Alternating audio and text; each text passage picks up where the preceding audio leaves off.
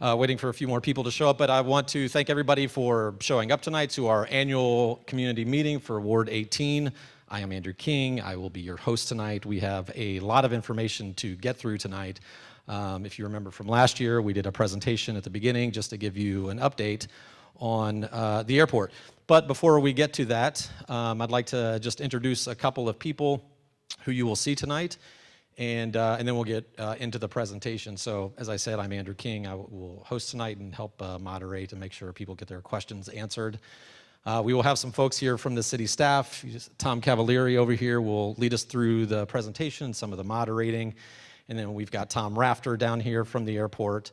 And we've got Michael Jones from the airport. And Jeremy Nielsen, who is the manager of the airport, he's here. So all of these people will be here to help answer questions. And then last but not least, we at Avports have a new CEO and leading for the company and the project. And so his name is Mark Ricks, and he is here tonight.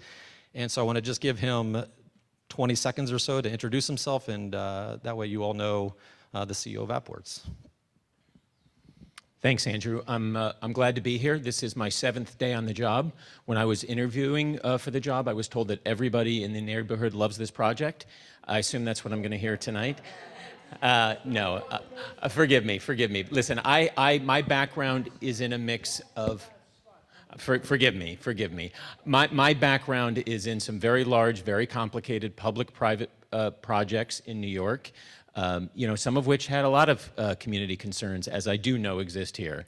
And I just want to say that in my experience, that community input, that community feedback, and candidly, that community criticism, in my experience, results in a better project. And that's our aspiration. That's why we're here. That's why I'm here on my 7th day to hear from you all and to get a pulse for what's actually happening on the ground, because I know that one way or another, while we might not agree on everything, it's going to result in a better project. So I just want to thank you for allowing me to listen. And when this will be the best community meeting I'm a part of, because 7 days in, none of it's my fault. But whether it's my fault or not, it's my responsibility ultimately, working with our team on the ground. It's my obligation, and I take that very seriously. And so I view this as, at least for me, the beginning of a conversation, even though I know for you all it's been going on for a long time. So thanks a lot for having me. All right, thank you, Mark. Yeah, and then obviously we have the mayor here tonight and his team that will answer questions. I just want to make sure first that everybody got the agenda, has a copy of the agenda, or at least saw the agenda. So they're on the tables on the back. Felipe and those guys can help hand those out. But I think something that is important to note here, we'll do the presentation, and then after the presentation what we'll do, and it's similar to last year, where we will ask the community to vote on their own time limits and their own rules of the road, as it were, for the Q&A part of the session, so that it is a meeting for the community that's driven by the community rather than us.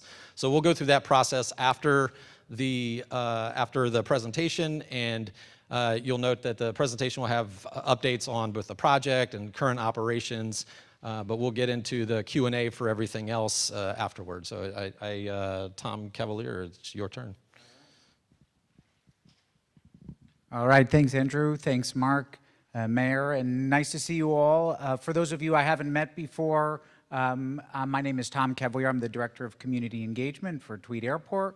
It's nice to see a lot of familiar faces in the room, and we're going to do our best to make this a productive presentation, cover a lot of the ground and a lot of the key issues that we spent a lot of time talking about over the last year, and especially following up from last year's community meeting. And so what we'll do is just walk through, again, just some general updates, a little bit of background setting, sort of setting the table, if you will, for a lot of the projects and initiatives that are happening at the airport. Then we're going to move into some of the 3 key concerns that we have conversations about daily, which are traffic and parking, noise, and air quality.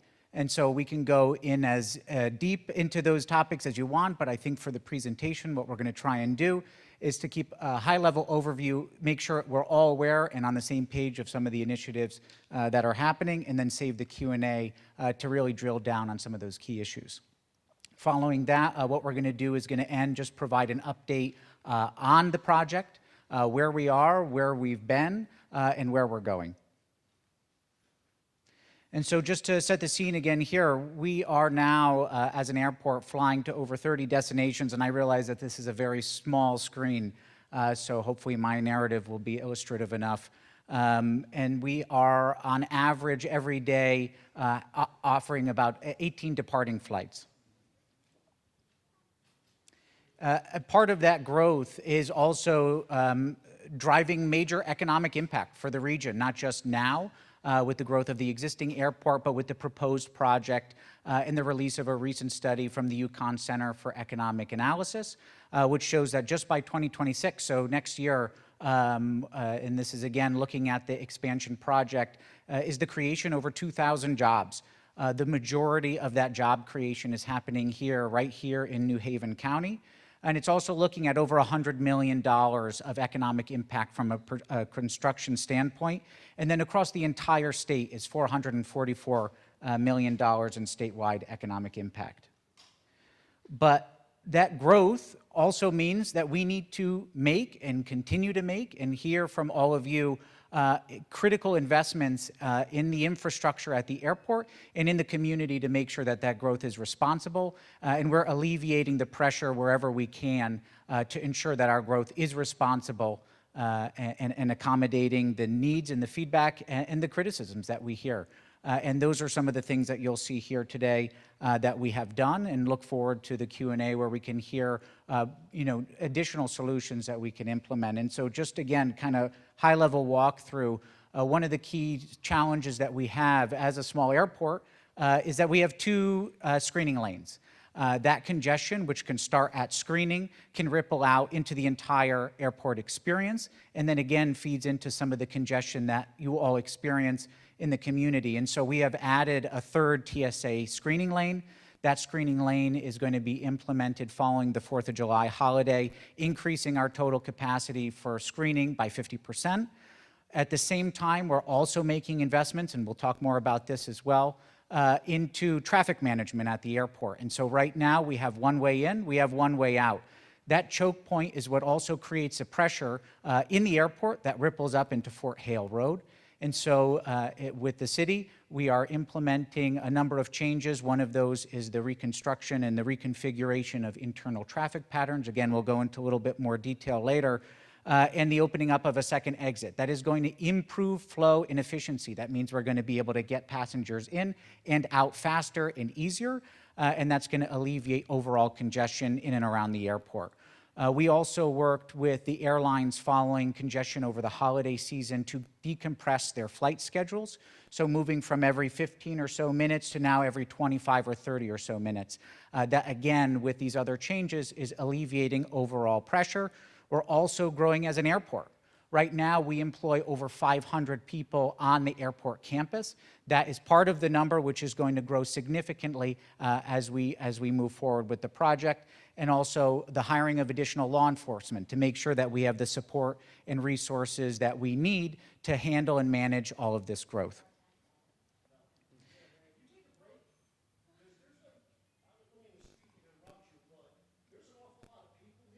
Yeah.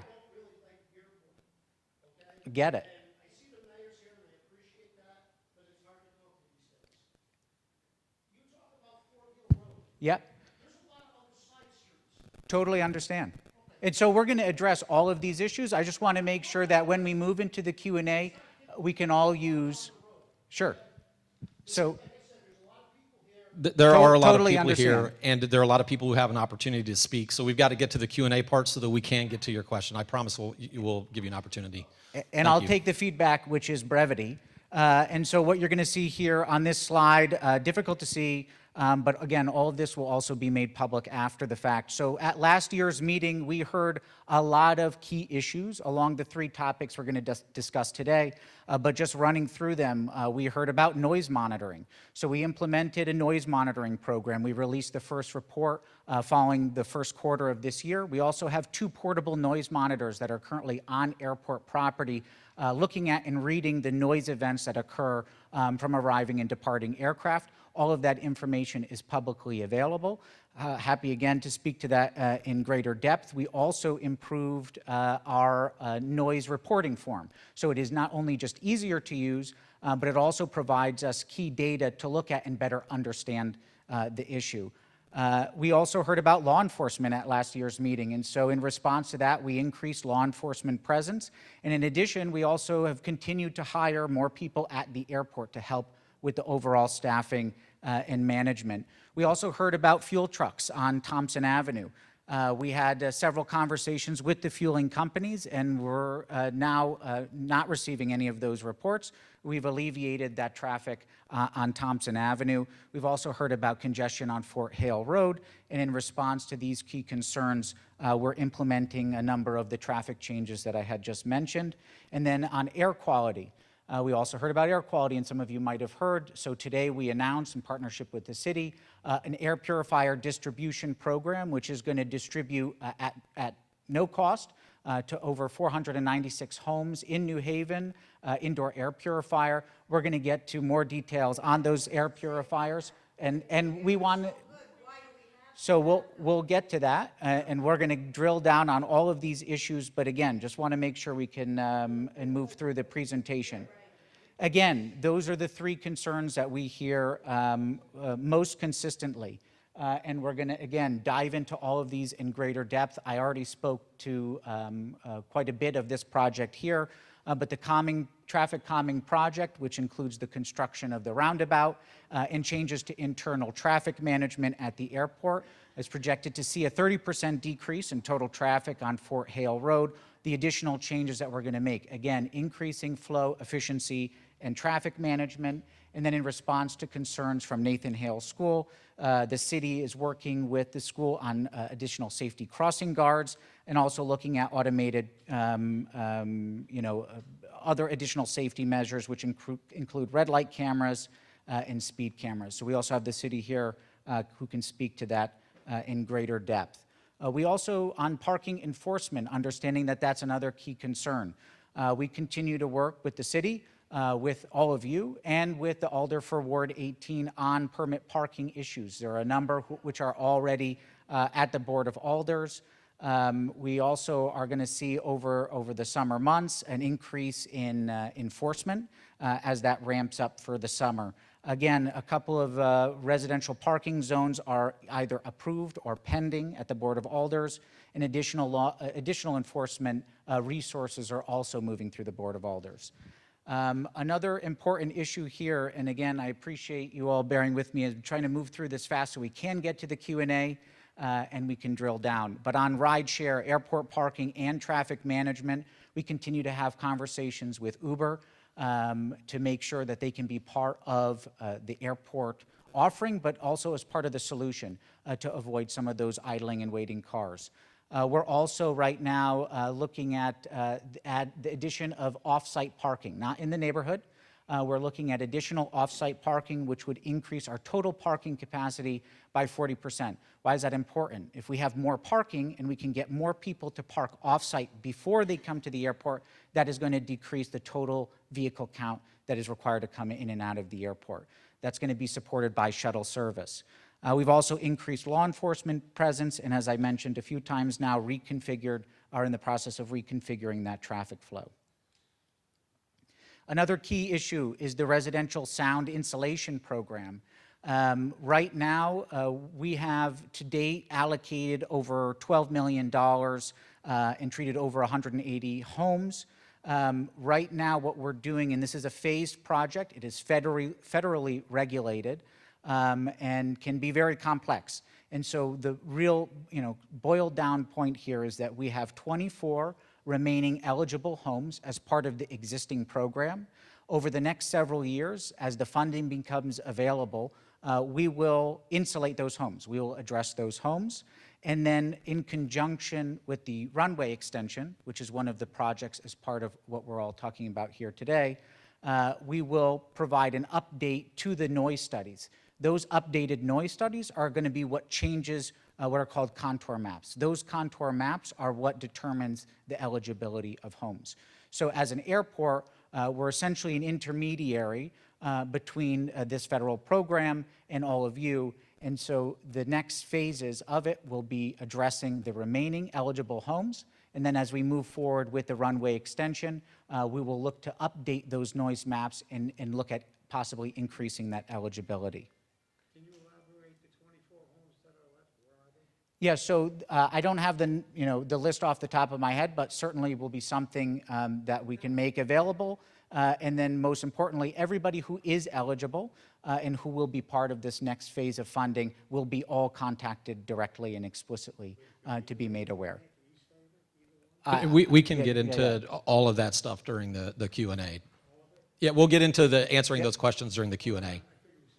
Yeah, I understand. If we stop for all of the points that we might not make it through the And so one of the other issues, again, hearing at last year's community meeting is transparency around noise and aircraft activity. And so we launched and introduced a new dashboard called WebTrack. That is where you can go to submit noise concerns. It's also where you can go and look at aircraft activity historically, current, and look at the two portable noise monitors that we have integrated into that dashboard. What we've done over the past 6 months is take those portable noise monitor and move them around airport property to look at that baseline data. What does noise exposure look like at the airport? And so as we move forward into the summer, looking at July, we have an interest form online, of which many have taken advantage of, to request those portable noise monitors be deployed to residential properties. And so what we're going to do is work with all of you residents who have submitted those inquiries to put those noise monitors out there and look at what that noise exposure looks like in the community. All of that information is also publicly available along with the noise monitoring report that I had mentioned earlier. I also touched on this, but again, just to reiterate, so today, we announced the launch of the Residential Indoor Air Program. Those are 815 eligible homes in New Haven and East Haven, 496 of them in New Haven. Those are medical grade HEPA filters. They come with the filters that will capture the most amount of things. With product information, I can just sort of briefly walk through here. Again, up to 1,400 square feet, and those air purifiers, everybody who's eligible will be contacted directly. There will be an online dashboard where you can find more information. And then again, of course, we remain available for any other questions about the program, but we're targeting now late July, early August for the launch and distribution of the program. If you are eligible, everybody will be contacted. Staying on the same subject, what are you going to do for the outdoor? Well, we just got to save it for Q&A. We're almost done here. And so just to, kind of set the scene here again, where are we and where are we going? The expansion of the airport was announced in 2021. In 2023, the FAA issued a finding of no significant impact. We had last year reached a 3 million passenger milestone, and again this year, as of today, have reached 60% design on the new terminal. We've reached 90% design on the runway, and we have submitted our application to CT Deep, so the state's Environmental Protection Agency, to review the environmental aspects of the new terminal project and the runway extension under their purview. And as we look towards the remainder of the year, we'll be reaching 100% design completion. We'll also receive the letter of determination from CT Deep. And then again, following that delivery of that determination, our planned schedule, subject to the permitting process we are now going through, we could look to start construction as early as next year with the tentative opening of the new terminal as early as 2027. Some of you may have seen before, but just kind of a quick refresher, this is the new terminal design that we're looking at. Just to close out here, the point today, and that I do my best to communicate every day, but we'll say so again, is that this meeting is not the only opportunity to engage with the airport and what we're doing on our project. We have monthly board meetings. We have bi-monthly meetings of the Environmental Stewardship Committee. I remain available and will have my business cards out on the table for everybody to take. And then most importantly is that we have over the next year related to the deep permitting project and the expansion project, 5 planned meetings to really drill down in depth on some of the key issues that affect the expansion project. The first one is planned for July. Everybody will receive a communication about it. And that meeting will provide a project overview. So what are we really doing? What are the key components of the project? And what does the application process look like? And why are we doing it? We're going to move from that into a meeting to cover protecting grassland bird habitat and wetlands, a key concern, and all the mitigating efforts that we're making as part of that project. Alongside that, we're also going to look at flood management and hydrology. A key concern we hear as well is around flooding. So we're going to cover that one in depth. And then we're going to move into issues and initiatives that we have at the airport around climate and energy sustainability. And then we're going to close out talking about economic development, drilling down on that, and the tourism growth that the growth of the airport is driving. So I said I'd do my best to make it through as fast as possible. Just a high-level overview, set the scene for everybody. But of course, here now in the Q&A, let's just drill down on some of these issues, make sure we address all of the concerns that you have, and appreciate your time and attention. Thank you, Tom. All right. So as I mentioned earlier, we're going to move into the Q&A part of this, and this will be community-driven. Many of the rules for us and the airport team and the city team, we have 2 rules that we would like to put on the table. And number one, that is that if speakers or people or things get beyond what the community has decided the rules are, so if people start speaking out of turn, taking longer than the community has given them an opportunity to speak, then we will take a pause for 5 minutes to let everybody catch their breath, and then we can come back to it. So we'll be driven by that. The other thing is that we are, as we mentioned in the notice and other places, is that tonight is about current airport operations. And of course, we'll include the RSIP program or the sound program. We can talk about that. But the larger project, we have, as you saw there, at least five other meetings coming up to talk very specifically about that. And we will have experts there, the experts on the project there for that. Nobody on the stage that you see tonight or up near the stage will be an expert on that. So it's very difficult for us to talk about it. We want to stick to current operations and things that are currently address current resident issues. So those are our 2 things that we'd like to offer. Last year, what we did, and we'd like to do it again this year, is one of the things that we've heard about is people do not often like the 3-minute time limit. So instead, what we offered is, and this year again, is that you all will vote and decide on how many minutes each speaker gets. So let it be democratic. Last year, we settled it, everybody settled at 5 minutes. So I'll just start with offering that last year we started at 5 minutes. I don't know if you guys want to speak up to that just from where you are. I'm sorry? Yeah, I think it's pretty much once they pick up the mic. I mean, last year it was the residents who just decided let them keep talking too, so we'll get to that. So it's just 5 minutes for talking, and then if there are follow-ups, then the residents will, there's a mechanism that you guys came up with last year. Yeah, with a. Oh no, not quite yet. Yeah, go ahead. Just because I came in a couple minutes late, I want to say first of all, hi everyone. It's good to see you all again. And I want to emphasize that we're really trying here, and I know there's a lot of folks that are frustrated with the airport, and I hope, and we're going to dig into some more details of what Tom went through, but I hope that you see that a lot of the feedback that we got from last time. We went through specific issues and made progress on those issues. And I know that not everyone will be satisfied with the progress we made, but we're really trying to address a lot of the challenges. And so there's going to be a lot of opportunity to talk, sir, and to answer your questions. But I want to emphasize that we're really doing our best to do that. And did you point out all the people that are here from our team? We've got. I have not introduced the team yet. Do you want to do that, or? Okay, so we'll introduce our team, and then we'll just dive into Q&A. Thanks. Thank you. All right, so I'm looking for an offer and for a vote on how many minutes you all want to give each speaker. 5 minutes, okay. I heard once and twice on 5 minutes, so everybody who agrees with 5 minutes, if you'd raise your hand, please. All right, that looks like the majority to me. And then the mechanism that the community came up with last year for if somebody exceeds their time, and that can happen, like Gloria was saying, a couple of ways, where somebody's either they're on a thing and they're talking for 5 minutes and you all find it interesting and want them to keep going, then they keep going. Or a conversation between some of the people on the panel is going on beyond the 5 minutes, and then the audience has an opportunity to extend that time. So what the community came up with last year is a simple up or down vote to allow them certain extra time, and I think it was 3 minutes last year was the additional amount of time. I have no opinion either way, but does anybody want to offer something besides 3 minutes before we vote on that mechanism?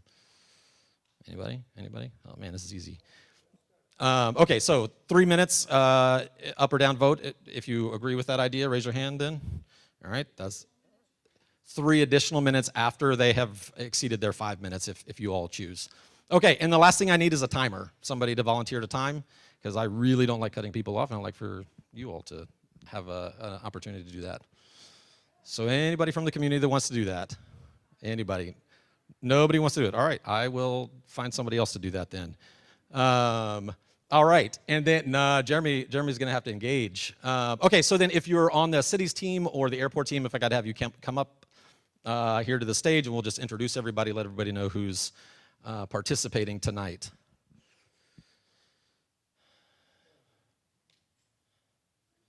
All right, and all right, so we will start down here. You all have heard from Tom, but yeah, there you go. You can pass that one around. Carlos Ezagiri with the Economic Development Administration. Justin Elliker, I work in the mayor's office. I am Carl Giordano. I work for Transportation, Traffic, and Parking as a project engineer. Hi, I'm Giovanni Zinn. I am the city engineer. Tom Rafter, Executive Director, Tweed-New Haven Airport Authority. Michael Jones, CEO of the new HVN. I'm Jeremy Nielsen with Apports, the airport manager. Magali Fernandez. I am the neighborhood specialist for District 9 within the policing district, and I work through LCI. I'm sorry. All right. Yeah, thank you very much. All right, so the first thing we're going to do is we'll just start opening up, but if you'll line up right here so that we can have an opportunity to look at you and talk to you directly. And first come, first serve. We did at the beginning. Thank you, Gabriella. All right. Just, if you state your name so that we know. Lisa Ventura McHugh. Oh, no, sorry, guys. You have to come back up here. You have to stay. You can sit on the. Lisa Ventura McHugh, 210 Burr Street, directly across from Tweed-New Haven. Okay. I want to know what you people are going to do for us who live right there in front of your airport for our, I've never been so sick with breathing issues since this started. Now, you said you put out stuff for the air, for the pollution and everything. I want one put on my property. I've been asking you for over a year now to do that for us, and I still haven't seen it. Okay. So I'm sorry, the first question was, what are we going to do for the neighborhood and for the people who live here? It's directly in front about the air quality. It is really bad. Yeah. So I think that the first not a good answer is obvious. I know. I'm nervous. The first answer is obviously that we're announcing the air purifiers today, and I heard your question earlier about. I understand that, but putting an air purifier is not going to help us. That's right. Because the fumes with the windows closed are in my living room and my kitchen. Yeah. I can't breathe at night. I understand. And if you want to come over and have a cup of coffee, I'd love for you to do it when the planes are coming in and out. Yeah. And that's up until 3 o'clock in the morning, which is another thing. I thought they were supposed to stop earlier. So on I think, and I can pass this off to some of the other guys around here, but one of the things I'd say, though, about what we're going to do is some of the challenge, or one of the major challenges for the fumes and things that the residents smell right now, is that the airplanes and the generators are all idling at the bottom of the hill. And so that is not, obviously, if you sit if the airplanes are at the bottom of the hill, the wind is just going to push that right up the hill. And it's going to continue to do that. Well, because that's where your planes are going to take off, right? So it's further away. Every day. Yeah. How further away is it? I'm right in front of it. I understand. And they're facing my house, Right. the back ends. Yeah. Just, and Giovanni can add to this, but we last year, one thing that came up at this meeting is the air quality, and we committed to putting air quality monitors around Tweed. We have installed, was it 11? 11 air quality monitors around the city, including, where are the ones in here? Well, they're not in front of Birch Street. Let me finish. One is right on front of the terminal building. Another one is at the Tide Gate. One of them's at the Tie Gate, and the other one's right in front of the terminal building. Still not And- right in well, front of my house. Let me finish answering the question. And you can look at the data over the last approximately 9 months on the city's website. And what we have seen is that the air quality around the airport mirrors almost exactly the air quality for the other 9 monitors throughout the rest of the city. And they will go up based on things like wildfires in Canada that are based on regional things rather than local changes. And I encourage you to look on the website because we have the historical data for the last 9 months based on these air quality monitors. But in addition to that, we committed to distributing the air purifiers. And That's not helping. That's not going to help us, though, Mr. Mayor. I have people parking in front of my house waiting to pick up people at the airport constantly, all day long, with those fumes. and They we've don't texted a lot about it. I've And texted so- you a lot and never right. got anything done about it. That's what I'm going to tell you. Right. And Carl can get into this a little bit, but we have a real challenge there, and there's 2 parts to the challenge. The separate from the air quality issue is the airport has worked very hard to get an agreement with Uber and has not been able to get an agreement with Uber. These are not Uber. Well, let me tell you. I understand. I'm getting to the second one. I'm getting to the second one. One of our issues is that if someone is idling there, we can't ticket them because we pull up and they leave. And so we're struggling to address that they issue don't. and frankly don't have a great answer to that issue. And Have I an don't know if unmarked car. You want to add anything? Have an unmarked we car. have additional vehicles that come out and ticket regularly. No, but they there's- don't. I've Do you want called. to go through some of the data? I've called and they have not come. I've called. Yeah.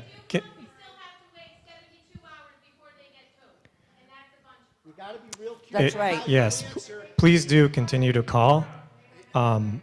We do encourage you to call because No, that's okay. No, I'm sorry, we have to wait. We have to let everybody go in turn. Okay. I'm sorry. Yeah, you got 5 minutes too. we did receive funding for 3 additional parking enforcement officers and another supervisor. So we do have more resources to deploy parking enforcement officers out into the area. It's very important that you call when there is an issue, and somebody will pick up and will help you work through that issue. That's not true, but go ahead. Keep talking. We are trying our best. I had Okay, mace and put in that- my face because somebody was parked in my driveway. I called the police department. I did. That is a police They didn't issue. come for 4 hours. And when the police officer came, he said there's nothing he could do because it was 4 hours later. Okay, I'm sorry, just to keep within the rules, that's 5 minutes for the first round, so just a simple up or down vote on this. Yes, raise your hands Oh if my you'd God, like her it's to be able to awful. continue. Raise your hands if you want her to Yeah. be able to continue. We need a show of hands. Okay, And it's about folks, half and half. We have an hour and a half to talk. It's if you want to shout out things, it's not going to get us to the core of a lot of these issues. You have the floor, ma'am, if you want to continue talking. But we want to have an organized way to have a conversation here. So you I have also- three additional minutes. We'll go Okay. with that. I also Tom. had a man in front of my house urinate in a bottle and throw it over my fence onto my property. I don't have to deal with this crap. I've been there 30 years. I grew up in the Cove, so don't tell me that's what I get for living in front of an airport. never I said grew that, up ma'am. on Cove Street. Never said that. Now, I've lived in my house 30 years and never had any problems like this. I get ticketed, or my company gets ticketed, because if they don't have a tag on their car because it's permit parking. I want a sign in front of my house that says that, because everybody else can park there and park for a week and go on a plane, and nobody comes to tag them or tell them. So This is really frustrating, Mr. Mayor, and you know I've texted you millions of times I know, with I know. pictures and everything. I know, and I'm sorry.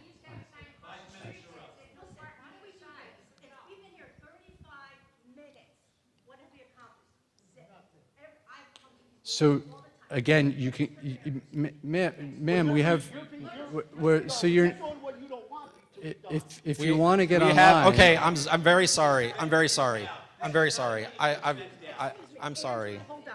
I- No, she's wrong. I know. No, I Give me just a finish. second. You don't have to finish, you're wrong. No, but let me finish, But sir. if, guys, if this is the part where if we can't do I'm it, against it, but listen to me. Do you know where she lives? Do you know where she lives? I'm sorry. I go there all the time. yeah. Ma'am, ma'am, we have to do this, by the way. Everybody voted on. Stop the 5 No, we're minutes, not going to do stop that. the 3 minutes. I'm sorry. We can't do that. You have to do it this way. I'm because sorry. We're wasting a lot of time.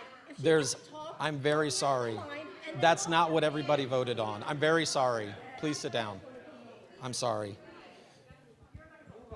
Okay, very sorry. So that's what I have to say. Okay, thank you very much. And I would like it if, now this is the second year, I want something put in front of my house because my doctor bills are sky high because since this airport came, I'm having breathing problems now. What are you looking for in front of your house? What would make I sense want to you? something to test about the Air quality. quality in my house. Okay, that's a fair ask. Let me look into it. And how about the airplanes, 3 o'clock in the morning? That's a tough one, and I promise it will come up again. We will answer that. Just How much time do we ma'am, have left? There's an air quality monitor that is almost in front of your house. And if you look at, what's the website? Purple Air. Purple Air.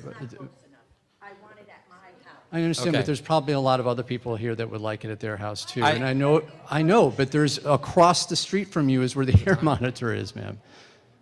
Okay, thank you very much. All right. I'm sorry, if your name and we'll start your 5 minutes. Hi, my name is Paul Scarrett. I live at 145 Stuyvesant. I could see her house from my front, okay? I can't cut my lawn at 7 o'clock in the morning, but yet an airplane can take off at 6:30 in the morning? I'm just saying, there's no need for this. You can't start a construction job at 7 o'clock in the morning in the city of New Haven unless it's deemed an emergency. But yet a plane could take off every day at 6:30. Here's an idea to stop the people from parking in front of people's houses, okay? When you pave Burr Street, you move the yellow line closer to the airport, and you allowed vehicles to park on the street side or on the house side. How about we change it? How about we move the yellow line closer to the neighbors and let them park up against the sidewalk and let people watch people pee and people do things like that? It's not a bad idea. I'm Thank- seeing So some let- nods here, so we'll look into that. Thank you. Yeah. Here's another thing. APUs, ground generators, are a hell of a lot quieter and definitely a lot less smell than an airport generator. Fair to say? I don't know the No, answer it's to not. that. A ground generator is insulated. Yeah. The APU is an insulated Jeremy, do you have any generator, idea- correct? Does it? What would be If you were to quieter? guess, though, like, is there? I would guess a GPU is probably quieter than an APU. Okay. So a ground generator is not quieter than the one on the plane? No, that's what he's saying. Okay, fair enough. Yeah. Okay. The other thing, Or whatever, so I think what we should do is measure that. We have monitors, we could measure it, and then we can get back and say which one's better than the other, and then try to influence them to use whichever the quieter one is more than the other. not a hard That's thing to do. Another good idea. Pretty simple. Is there, just on that, does the airport have an ability to regulate that, so more than just influence? Can't regulate, but we can certainly try to influence it. Okay. And again, Avello's been a good partner, Bree's been a good partner. Breeze's planes are quieter than Avello's. It's not even close, other than when they start with that rumbling, that vibration noise. Okay. Where else do I want to go? Uber. If you called Uber, our addresses are probably the most used in the country. Yeah. We shouldn't have to endure people in front of our houses. It's not fair, okay, at all to anybody. It's not fair to people who have to watch people urinate. I had 3 people smoking pot in front of my house. Yeah, you could smoke pot, okay? I have an 11-year-old son. Is that fair to me? You wouldn't want that done where you live, sir. None of you would.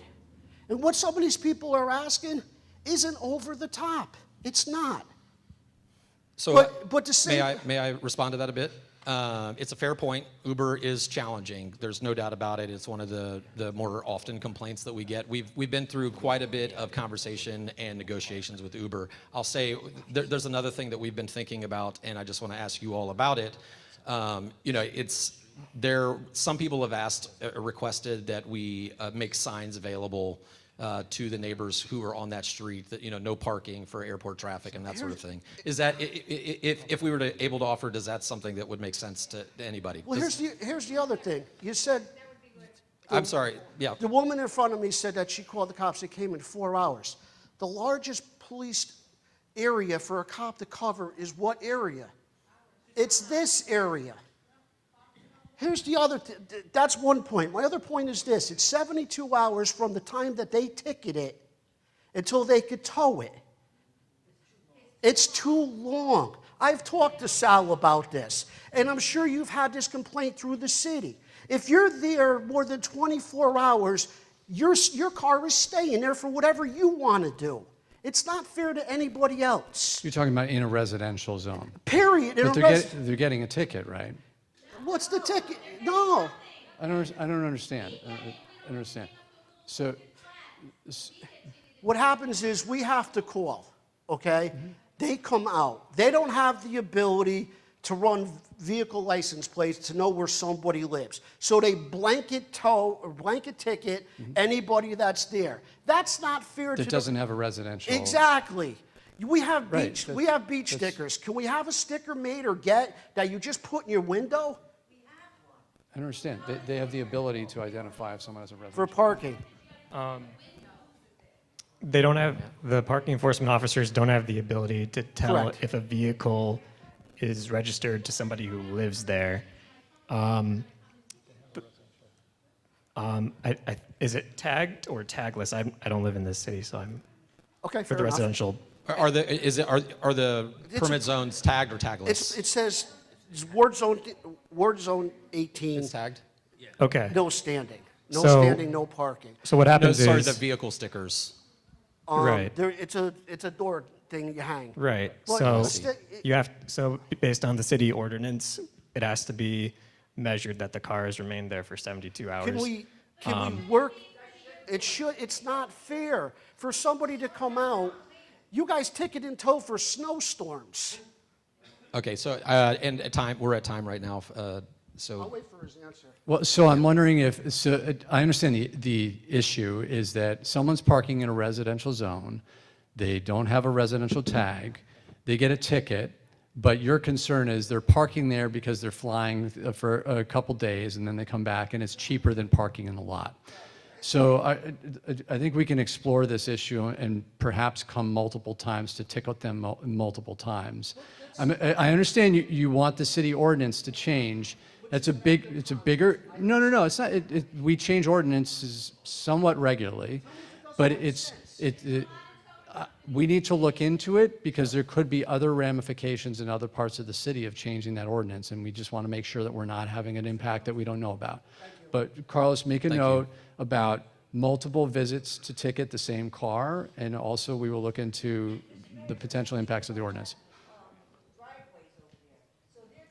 So if you're parking to take the trip or whatever, it has to be towed because how can I park in front of my house when they're parked there to go on a trip?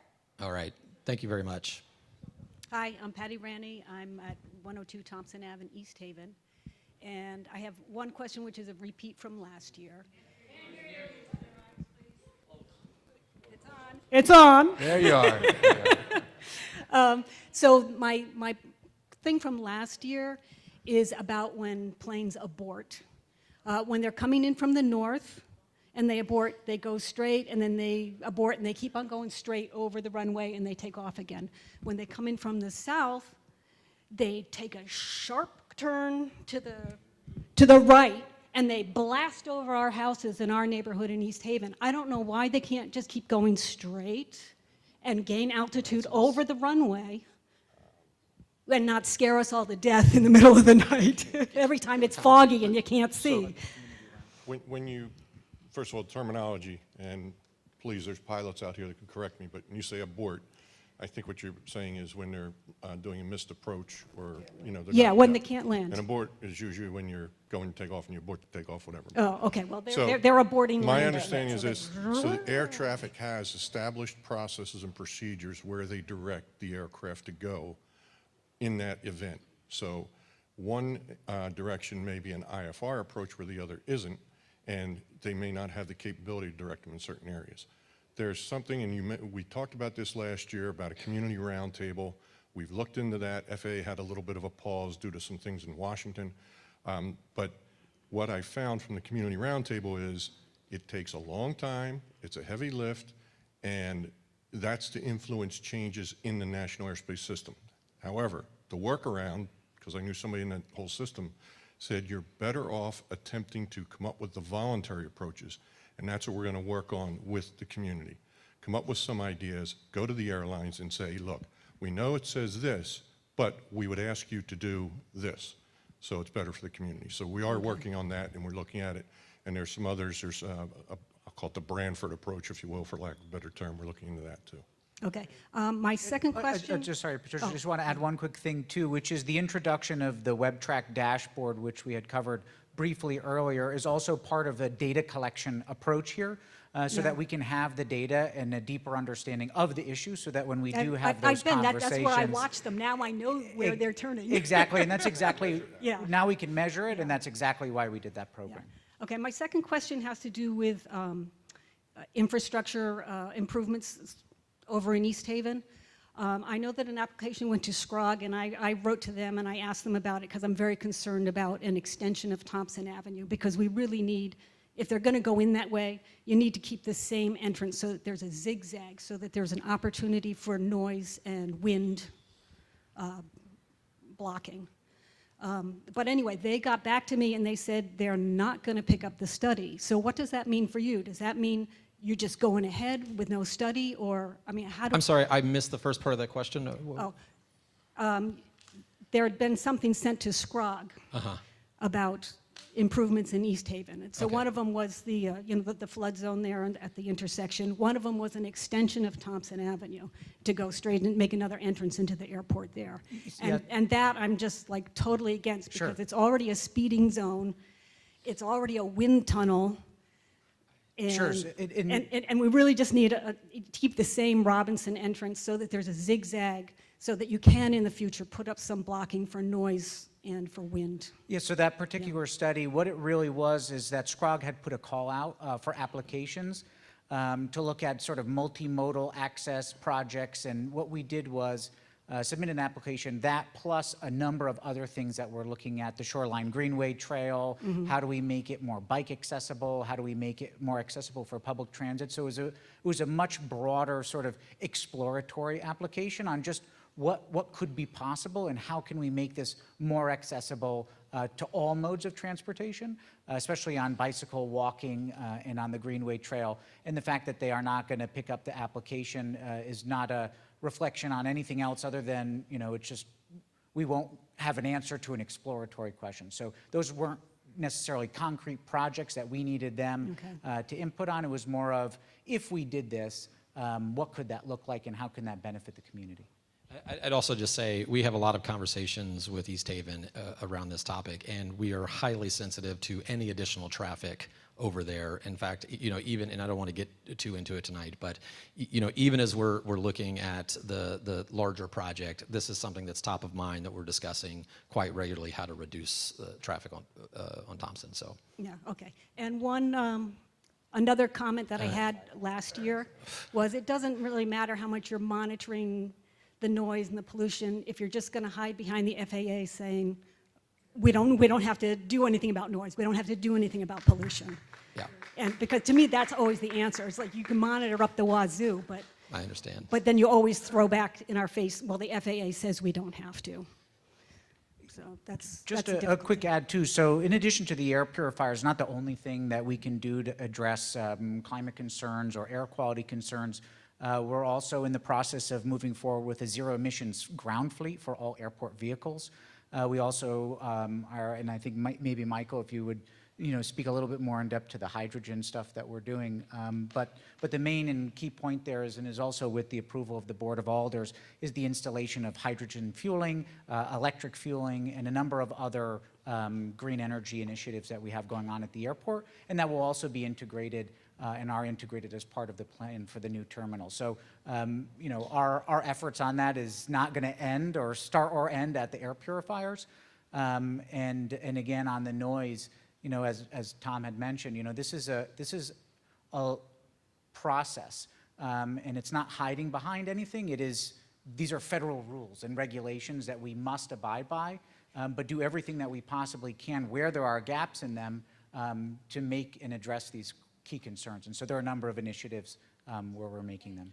Okay. And I just want to add to that is, yeah, yes, we are measuring, and it's a fair point that sometimes it may feel like we're hiding behind the FAA, but even on the air quality, the air quality monitors right now are showing that it's consistent with the rest of the town. But we are sensitive to what you can actually, with your senses, pick up.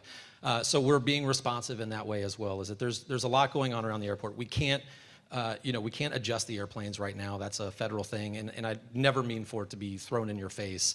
Just sometimes our hands are tied and we have, certain options, and we go beyond the scope of what the federal government tells us that we can or should do. And it started with, adding the noise monitors and adding the air purifiers, and we're going to continue on that because this group right here, as you see that are standing up here, we care, and we care enough to all of us show up and to be here to answer your questions and to answer your emails and pick up your calls. And we get to know some of you on not just a first name basis, but, calling each other on Christmas. So, it's a group that does care about what's going on, and I hope that it doesn't fix the problem, but I hope it means something that we, everybody up here cares about what the residential experience. Thank you very much. Thank you. Hi, Lisa Bassani, 11 Nelson Street. I guess I want to direct my first comment to you because you're new, but a couple weeks ago I was cleaning my storm windows, and the inside of my bedroom window was just lined with black soot. This is what we live with. I have 2 kids, and I just think, oh my God, I gotta get out of here. I was cleaning them literally thinking, I gotta get out of here. So I invite you to my house, it's not far, and you can come at 6:30 in the morning and bring a respirator and we'll have coffee. I'll bring some nice pastries. I'm serious, come and hang out with me at my house, outside on a morning when I take my kids to school. One goes to school here, one is in high school. The just pollution hangs in the air. It hangs in the air. It's not funny, and we tell you this all the time, but it largely goes it goes unaddressed. And what happens, in fact, is you just keep increasing the number of flights. Every single month, more flights.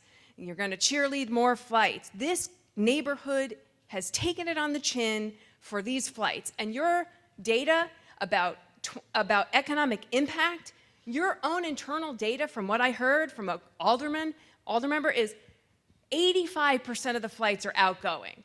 So if I and all of us are going on your flights to Nashville or wherever, how is that generating economic impact here? Please explain that to me. Because we're not stupid.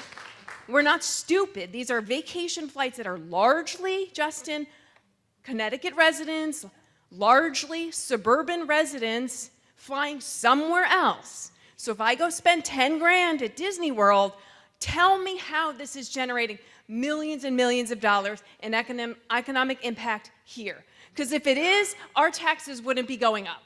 I know that. So that's one. I have so many points. I'm going to try to be... I'm sorry, Lisa, you've mentioned several things. I just want to check to make sure that we're not being unresponsive. There are several things that you said there. So if you'd like us to respond to some of those points, I'm happy to, or happy to. I do want the new CEO to come and hang out, so there's that. But no, I mean, and then a few weeks ago, I actually texted the link, on Flight Radar 24, whatever it's called. You had on that 3 flights landing at 10:59 p.m. And you know what? We're also not dumb. That means one's landing at 10:59, one's landing at 11:30, and one's landing at midnight. That's right. And you can't get out of there. And all the resulting traffic. So that's number 2. Let's see, where else? I have so many that I can't even start. And then my other one is that according to what I understand from Lorena Venegas, is the estimated cost of this new terminal, which you always bill is going to be solving our problems. It will not. It will not. I will have the soot on my windows. I will have the noise at night. I will have the air pollution hanging in the air. I don't give a shit where they are. The terminal could be, it could be on the other, in East Haven. It doesn't matter. It doesn't matter. I'm going to have the same impact. So the biggest impact for me is not going to be resolved. And the biggest impact for everybody in this room is not going to be resolved by moving a terminal. I would add this too. We currently have a federal government slashing and burning. So they're coming up with $385 million for your project? Really? Where? Who's paying for it?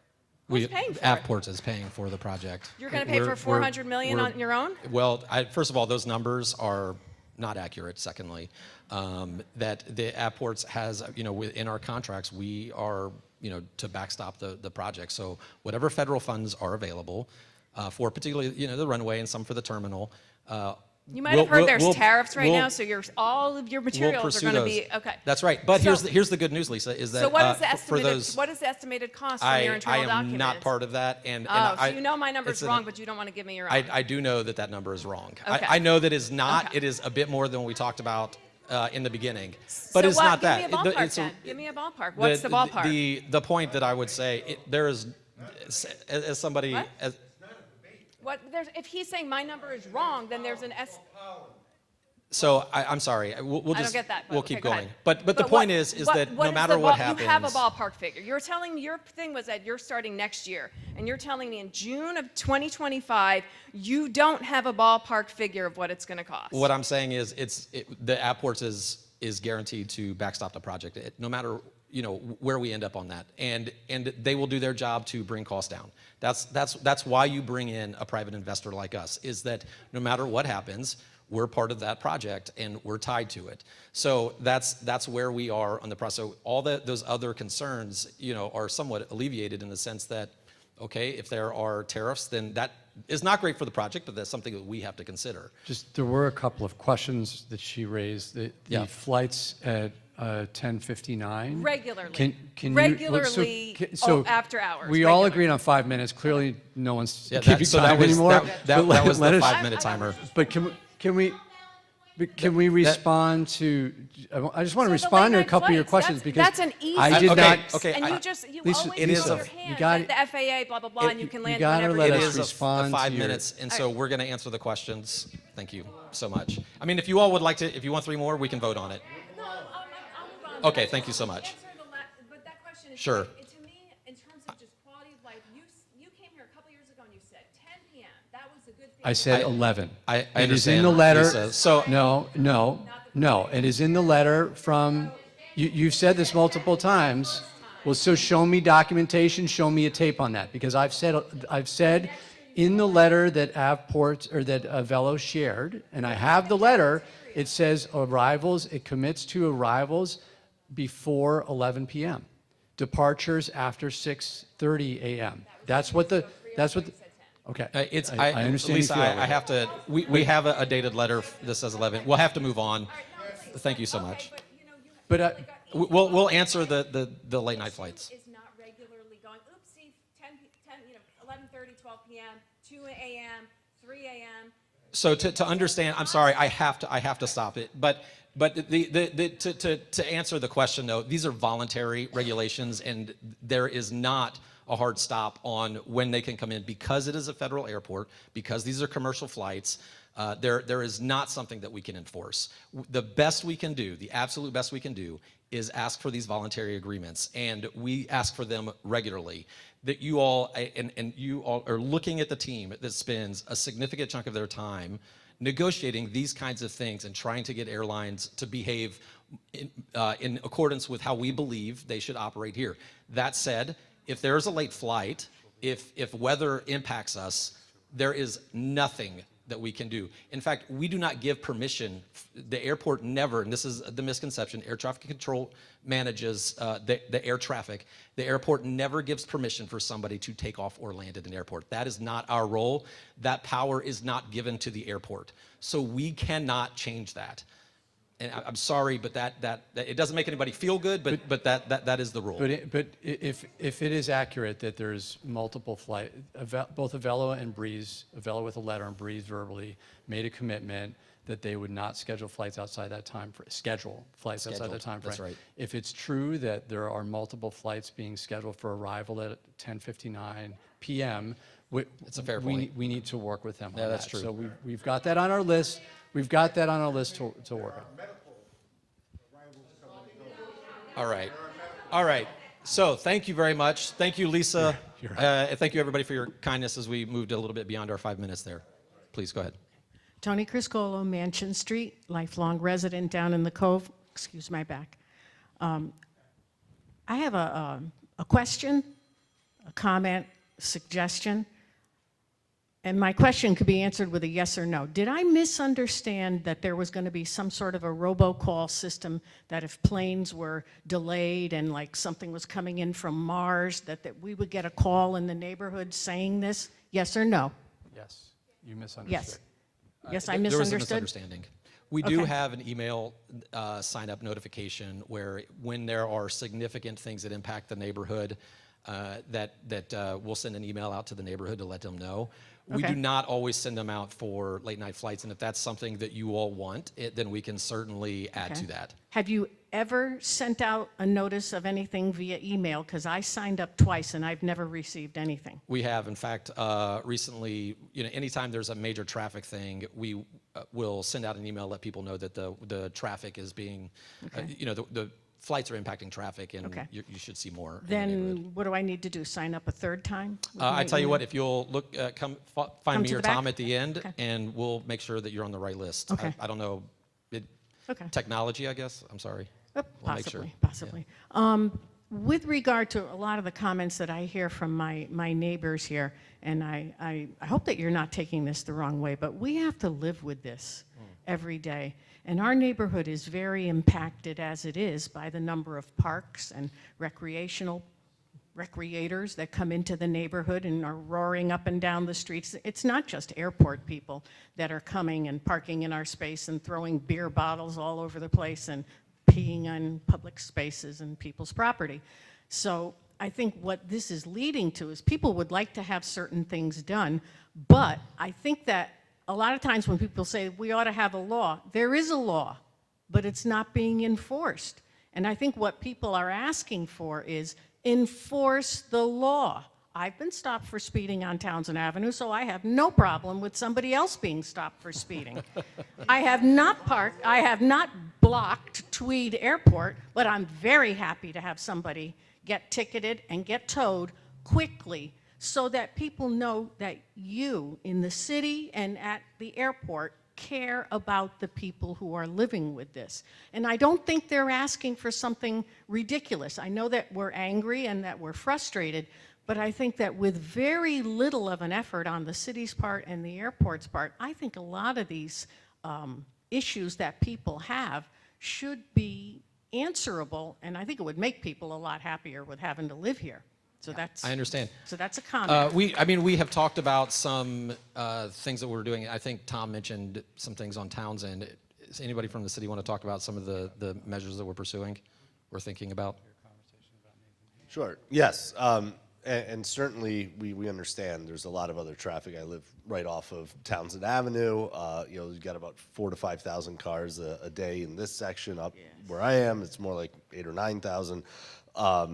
So it's a big deal, right? And airport traffic is just one part of that. And so we're working with the school, for example, we had a lot of parents who were concerned about traffic, working with them to address 100% of the traffic on Townsend Avenue, not just airport traffic, but all the traffic you see. We see it very well speeding here. We have the first raised crossing. We have another one planned as part of our Shoreline Greenway Trail, looking something at the other side of the school as well to bookend the school and create a real safe zone around the school. I know also, Carl, maybe you can talk about this, some of the automated enforcement as well that's coming on Townsend Avenue. And actually, as I was pulling out of my street earlier today, I saw the police had pulled someone over on Townsend Avenue. So there is enforcement happening as well. And Carl?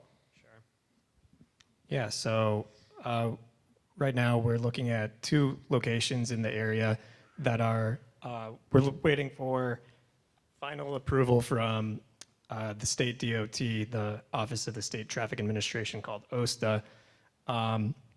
One for a red light violation camera at Main and Woodward, and one for a speed camera right on Townsend Ave out here. And we're working through getting the approval process with that OSTA department, and that'll definitely help reduce and hold accountable drivers who are disobeying the law. So, What does the approval process timeline look like for that? that's Just generally. It's probably on the order of a couple months, and then, vendor procurement and installation will come in after. But those plans are under review right now, and they'll be resubmitted to OSTA, so that's underway. Does this feel like something that could be done, and I'm just asking about, like, by... Do it as fast as we can. Yeah. Right. No, I'm not. I'm just asking. You said a couple months, so I'm thinking, just to help the neighborhood think about it, are we thinking Christmas? Are we thinking by the beginning of school? Or, like, just generally... Our goal is this year. Our goal is now. Okay. And we're already behind our goal because the state gave us a lot of feedback on our plan. So, Sure. but we're doing our best. Okay. No, that's helpful. That's very helpful. And I have a suggestion, and I want to bring it to my neighbors' attention as well. Now that the roundabout is there and traffic is going to be coming up both Fort Hale Road and Stuyvesant and Burr Street. Burr and Townsend by St. Bernadette is a very dangerous intersection. I think that we all know that. And I already put in a request to my alders and to Al Paolillo to get in contact with the state about putting up a traffic light at Townsend and Burr. But because it's a state road, it has to go to the state. If any of you have been here for a long time, you'll remember that Parker Place and Townsend Avenue did not get a stop sign until our late alder, George Longear, finally got it through after Frank Giuliano got killed at the intersection on his motorcycle, and Dominic DePonte had his legs broken into I don't know how many pieces getting T-boned there.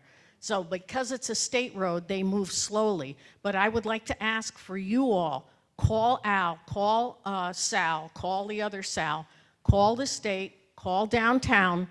We need a traffic light there because the cars are coming, whether we like it or not, and I don't feel like getting killed Thank you on very Townsend much. and Burr. That's time. Thank you so Thank much. you. Thank you. We have a resident state senator who could maybe help things along at the state level. All right. Thank you so much. Hi, I'm Sam Sig. I live at 932 Townsend Avenue. I've been living in New Haven for 25 years, 1 year in East Rock, and 24 years on Townsend Avenue. I appreciate that you've come out and listened to us, and to help you get a sense of how frustrating it is for us, as if you don't know it already. When I moved here in 2001, the airport was very quiet. 6 flights a day, I think. It was not a big deal. It was not a factor in should we live near an airport or not. It wasn't even on our mind. So this expansion has dramatically negatively impacted my neighborhood, Ward 17 and Ward 18, and I would say East Haven, even Branford. So there's a lot of anger and frustration. I'm sure you're well aware of it. But that said, some of the things had clearly not been thought about, like adding 3 million customers. How are they going to get to the airport? Townsend Avenue, right? How can you add 3 million customers to a local business and not think ahead of what is this going to do to a local neighborhood, to a street? So right now, I can barely get out of my driveway on Townsend Avenue in the morning. Barely. Sometimes it takes 2 or 3 minutes. If I even wanted to take a right turn and go down to Woodward, I can't get out. The cars are coming for flights. They're leaving from flights that have come in throughout the day. It's become dangerous. It's a safety issue that I've almost been hit. My daughter's almost been hit. My wife has almost been hit. So, I'm a little emotional because these cars come nonstop. If it weren't for the light at Townsend and Upson, sometimes we'd be sitting there in our driveway waiting 5 minutes just to get out to go to school.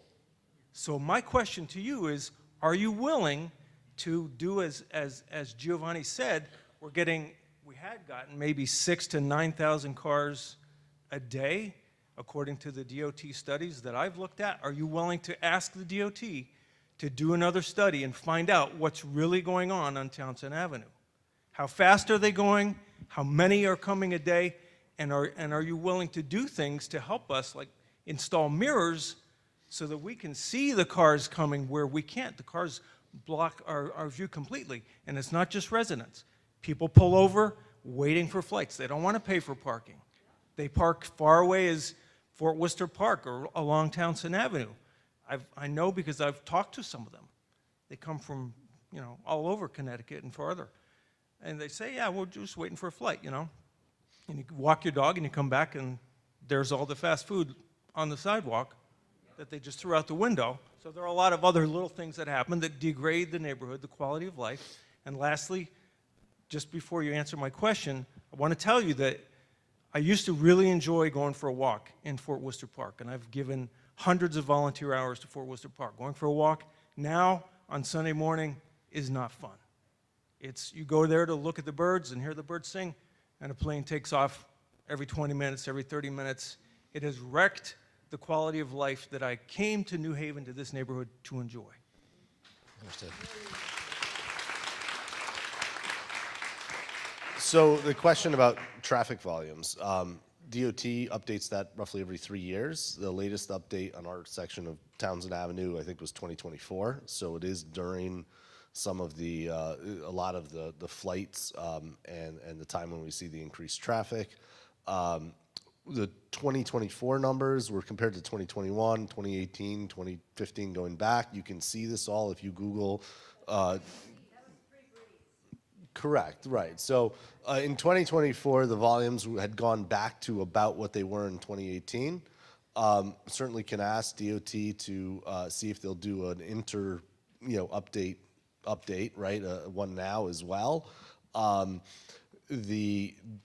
There's a lot of traffic on Townsend Avenue that is not related to the airport. While the airport traffic has clearly increased very significantly, it is not a particularly large percentage of it's not like 50% of the traffic on Townsend Avenue is airport traffic, right? It's less than that.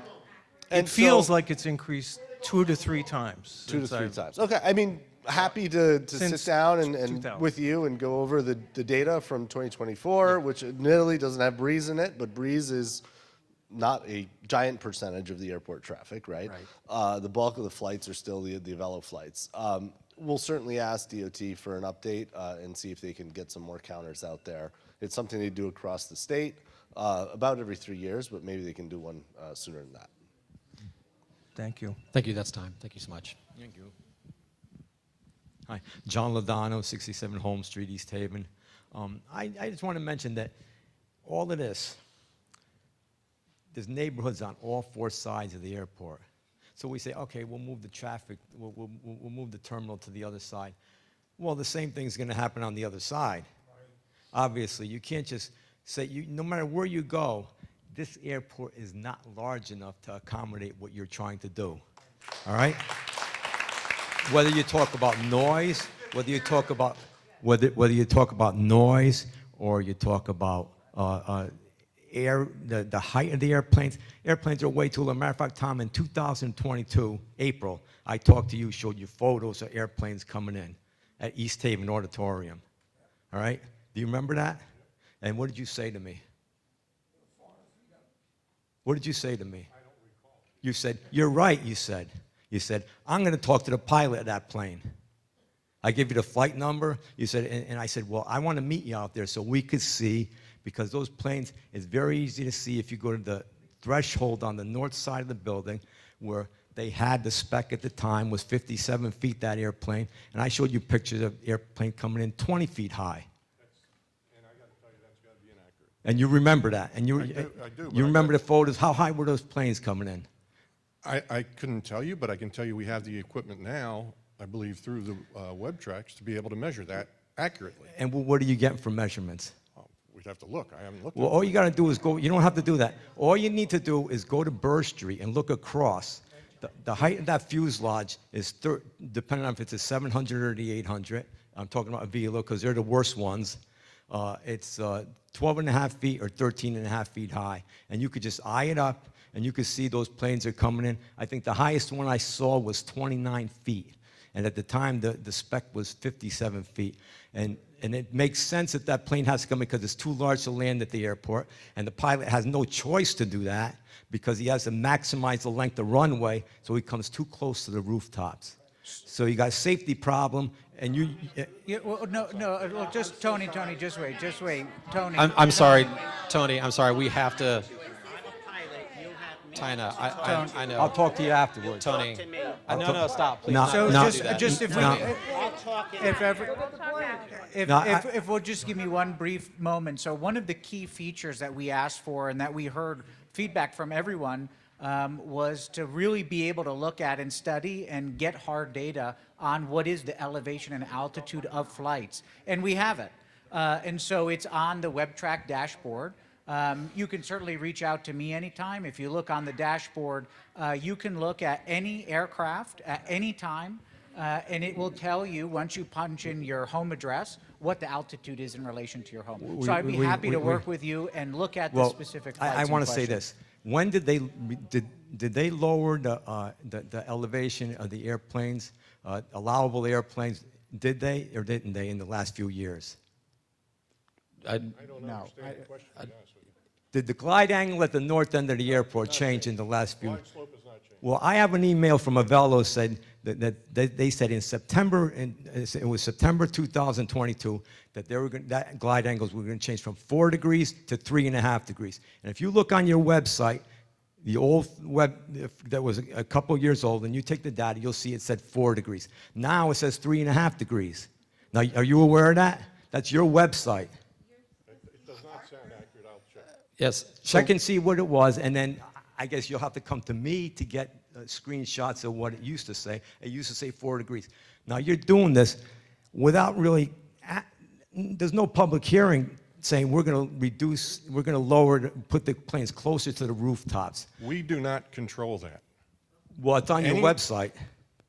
We do not control the angle of approach or anything else that is FAA regulation.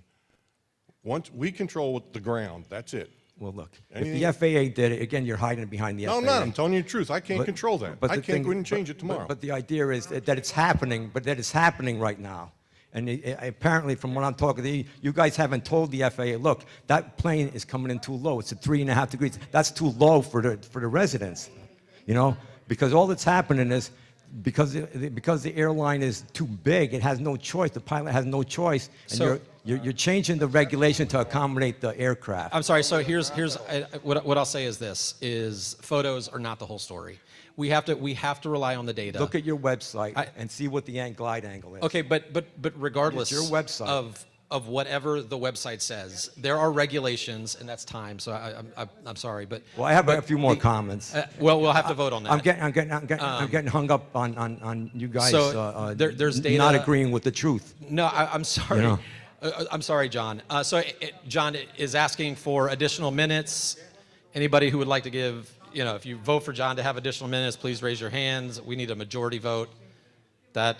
I'm sorry, John, that is not a majority vote. We'll have to move on. So one more vote for John if you want to give him 3 additional minutes. And I'm sorry, that's not a majority vote. He can get back in line. I'm sorry, John. Well, we have I'm to going to stick with the mention one other community thing. rules. With the pollution, we had a pollution study done. John. You had small particulate matter, all right? Small particulate matter, which is John, dangerous. if I let you move on, carry on. I have to let everybody else carry on. You know about that? I'm sorry. Please get in the line. Thank you so much. All right, thank I'm you. sorry.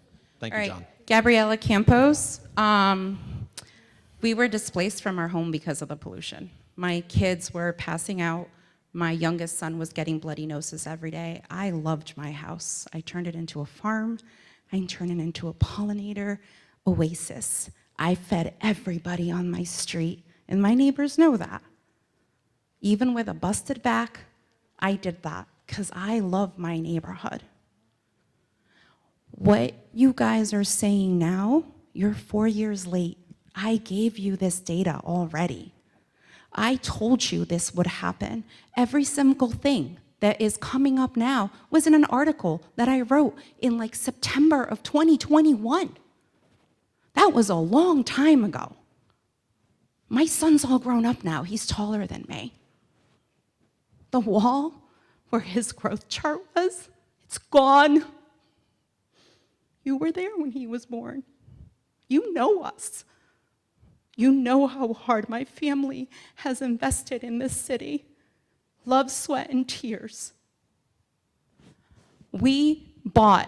People in the community bought Purple Air monitors, and we shared the data with you, and we shared it with the EPA, and the numbers were through the roof. And we were able to correlate when the flights in the morning were, when there was heightened pollution all the way over by Foxen, because they fly over there too. We were able to correlate the times of the flights with the spikes in pollution. That was hard data that was given to you at least 2 years ago. We had Purple Air monitors. The EPA accepted our information. It wasn't just, I feel sick. It wasn't just, my kid has bloody noses every single day. It wasn't just that I had heart palpitations and had to call EMS because I really thought I was having a heart attack. And I recognize that I am more sensitive than most when it comes to toxins. I say it all the time. I recognize that. I have a million allergies. I tend to get sick faster. I know that. But if it's affecting me, it's gonna affect everybody else eventually. This isn't something that we just made up, that we pulled out of thin air just to bust your chops. These are our families. So the VOCs were so high when the planes were first taken off, so you can't blame it on it was before the wildfires, in fact. You can't blame it on other traffic because it was before 7 a.m. So it was specifically Avelo flights that had VOC so high that they were double the amount of what's considered unsafe. Double the amount. You're poisoning children. The children in this school, Mayor Elliker, you know this to be a fact. The ventilation system in this school is not great. The air pollution comes up the hill, and these children, as young as 3 years old, sit in that pollution all day long. What about them? Because we know that when children are growing, their cellular structure is multiplying faster, and so everything that they're exposed to impacts them more. That's why it matters more that our children are being impacted. And on the other side of Tweed, there's also another elementary school in East Haven with our neighbors in East Haven. The kids at Cross complained when they were doing the AstroTurf. Remember, the kids were saying, oh, who cares about construction? We hear the planes all the time. All the way in East Rock, the kids across are saying that the noise is too much. So if they can hear it, guess what? The fumes are impacting them. We have enough pollution in this neighborhood. We have a power plant that feeds Fairfield County. That's not for us, right?